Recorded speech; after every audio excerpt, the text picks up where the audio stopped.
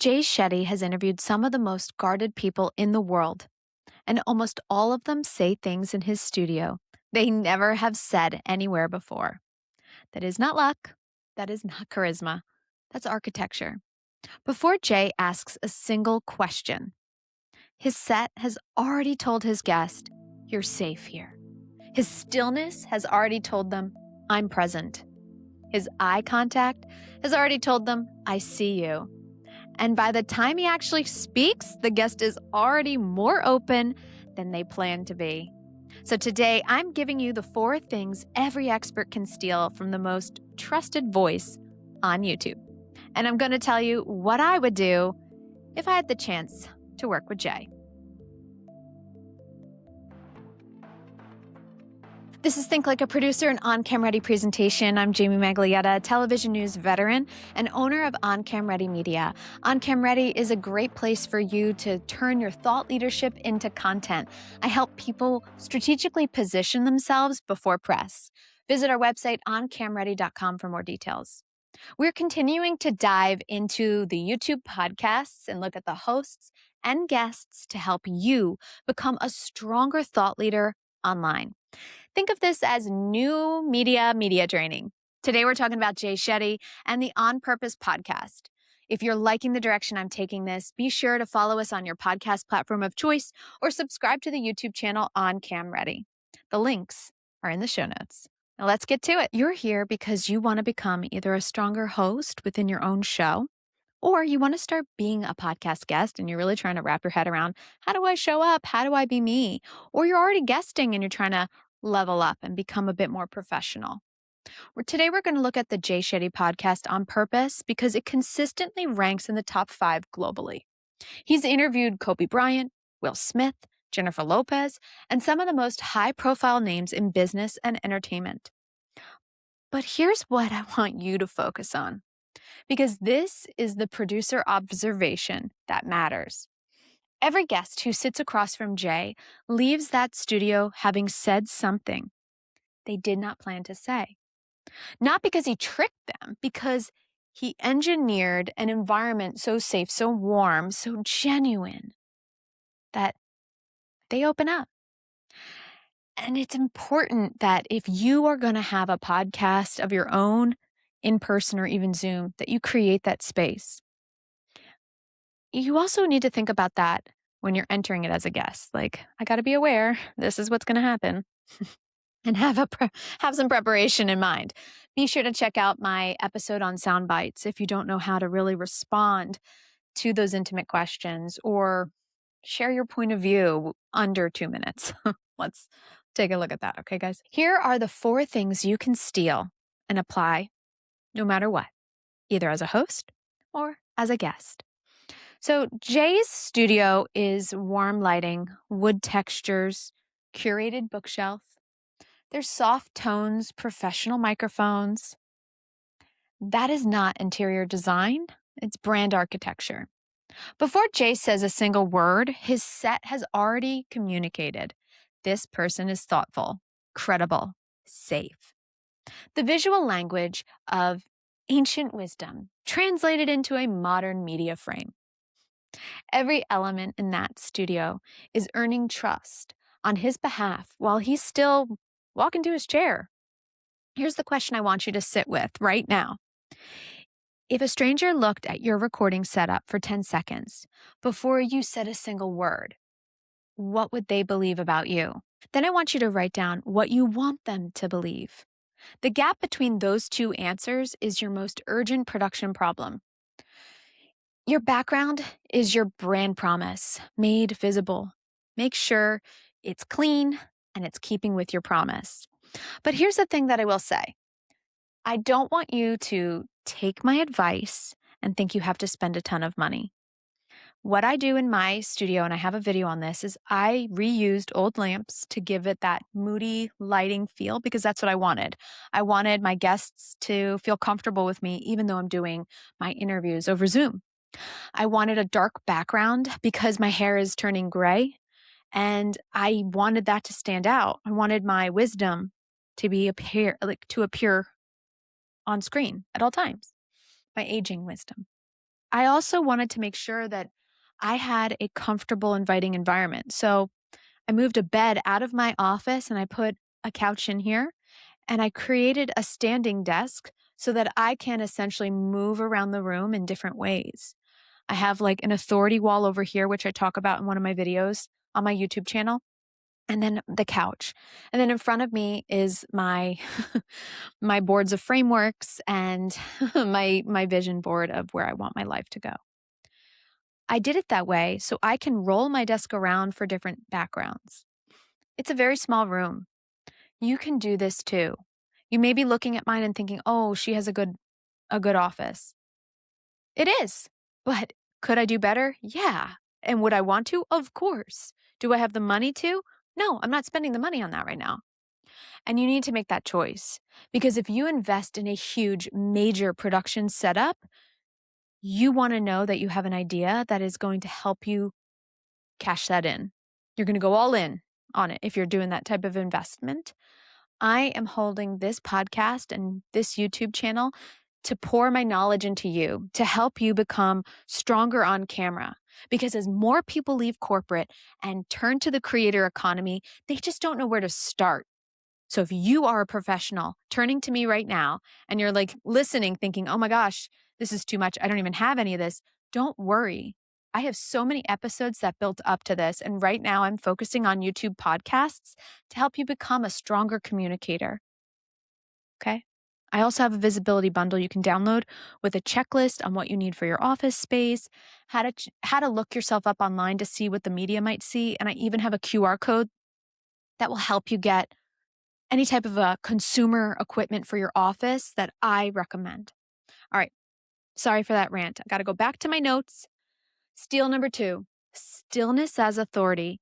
So whenever you are communicating as a host and also as a guest, stillness makes a difference. It really does help you become more powerful and take control of that moment. So what he does is he leans forward to signal engagement. He leans back to signal reflection. That is a signal. Most hosts fidget or they overnod. I've been overnodding if you watch my Unknown to Know. That physical energy can actually read as anxiety rather than authority. He does less. So everything he does means more. And when he leans forward, you feel it. When he nods, you understand it. He has trained himself to nod when it's necessary. The most powerful on-camera discipline I have ever seen. And you can practice this. So I want you to pretend you're the host and then pretend you're the guest. Ask some questions with a friend and see how often you are physically responding.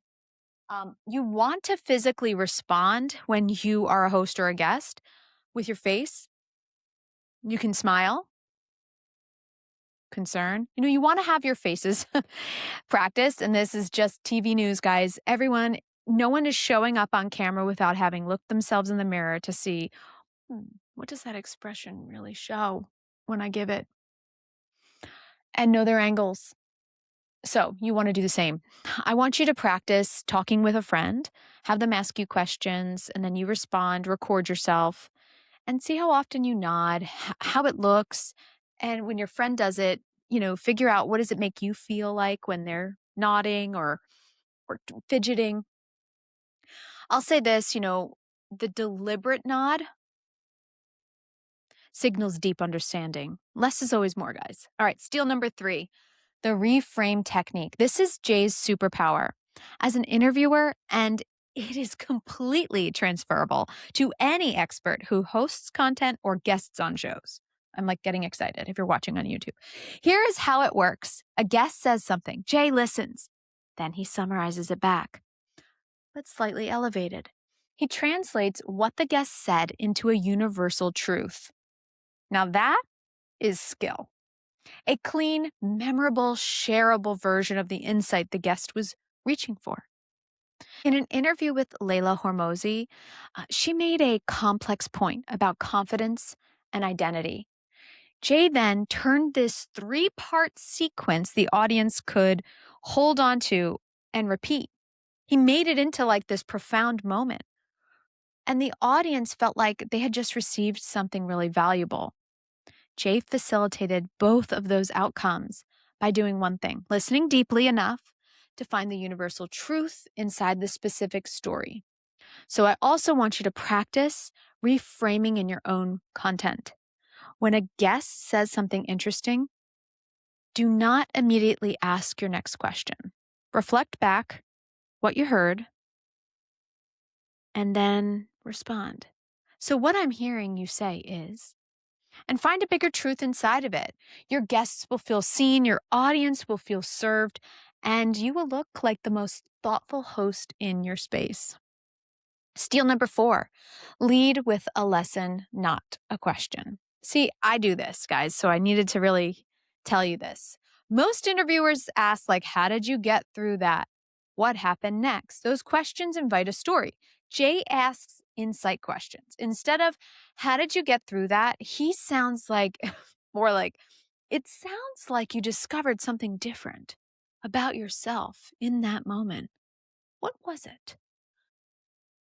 I need to get my questions under control because I don't do this enough. And you should be practicing this if you're a host, and if you're a guest, practicing how to respond to those types of questions. You get a completely different response when you ask a question with insight. So if you're an expert who really wants to build a podcast or show, this shift alone will transform the quality of every conversation, even if you have a low budget set. So start spinning your wheels if you're thinking about creating a show for YouTube or a podcast, and really sit with this idea of having thought-provoking questions if you're going to have a guest on. All right. Now, if Jay were my client, there are a few things that maybe I would change as a producer. There's this intro sequence. So Jay's opening animation and music, it just felt a little dated for someone whose entire visual ethos promises timeless wisdom. For a brand built on the aesthetic of ancient authority, and the opener kind of like undercuts the promise the moment plays, right? Like it feels 2018 versus now. So if I were his, media strategist, I would say let's freshen up the open. And I think that you also need to be thinking about your open if you're going to have a show. I know some great podcast producers. Reach out. I can get you into my network. I don't produce podcasts, only for select clients. All right. Second, he gets too much agreement from the guest. Jay leads so strongly with the reframe that sometimes the guest often just agree, then go deeper. And it's that moment of he's saying everything I believe in versus allowing me to maybe challenge my own beliefs. And he may need to push back a bit more instead of leading them. I think there's a little bit too much leading at times. But if you're a host and that's the environment you want, go for it. For a brand whose visual identity is supposed to feel like an entertaining temple, the shot selection never takes a creative risk. I think they need an overhead, and I would even occasionally weave in some type of drone shot because there's a moment here. The camera movement, it honors, and it should honor what's happening. So On Purpose has this cinematic feel, and it's doing a great job of it. But sometimes the camera angles cut into the moment. You'll understand when you watch it. So go back, hear my idea, hear my production take, watch the show, and let me know. All right, guys, Jay Shetty's entire on-camera authority is so great. His social media is also amazing. The one foundation that he rests everything on is the audience trusts him. He's earned that trust. His stillness, his eye contact with his guests. He's listening. I'm here fully for you. That trust is what guests open up to. It is what makes audiences come back. And it is what makes producers think, if I put this person on my show, my audience will feel safe with him. Trust on camera is not a personality trait. It is a practice. It is built through deliberate choices about your environment, your movement, your listening, and your framing. The same choices Jay makes in every single episode.